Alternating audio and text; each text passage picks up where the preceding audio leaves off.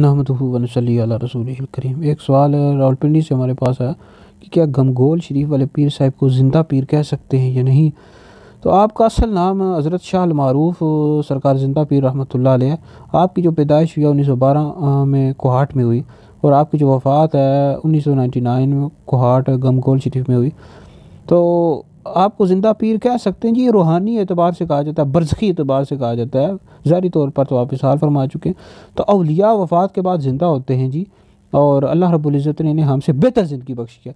आला हज़रत ने फ़तावा रज़विया जिल्द नंबर 29 में लिखा है कि औलिया वफ़ात के बाद ज़िंदा होते हैं, लेकिन इनकी जो हयात होती है अम्बिया अलैहिस्सलाम के मिसल नहीं है। तो औलिया की जो हयात होती है अम्बिया से कम और शुहदा से ज़्यादा, और ये हयात जो है हयात रूहानी और जिस्मानी बरज़ख है।